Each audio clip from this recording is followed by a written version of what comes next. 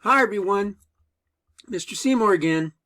This week we're going to be looking at Chapter 6 in your textbook, which is titled Political Participation, Carry That Weight. This chapter begins by presenting the story of a college student who is the victim of sexual assault and subsequently becomes an advocate for students having the right to carry concealed weapons on college campuses. This story illustrates that while political participation includes voting, it also includes a variety of other political activities as well. From that story, the chapter will present a second story of a student suffering an assault and that student's different political response. Throughout this chapter, we will emphasize the variety of political activities taken on the issue of sexual assaults, both by activists and by elected officials. The third story we're going to be looking at is about Emma Sulkowicz, who decided that as a protest at her college, she would carry a mattress around with her from place to place as a living art project. She was an art student.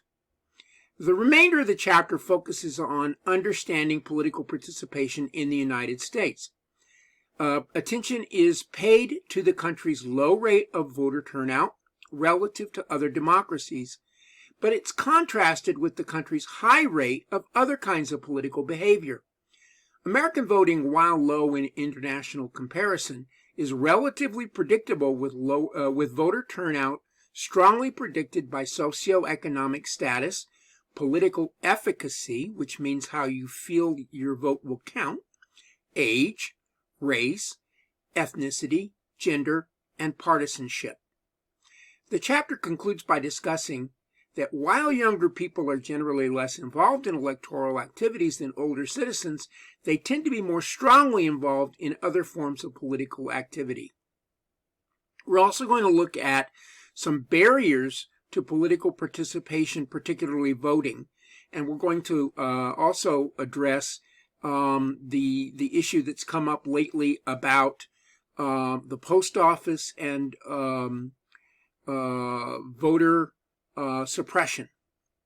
All right, so our objectives in this chapter, first, are to consider the many forms of political participation that individuals may undertake and the ways in which participation on any one issue may also involve actions on other issues.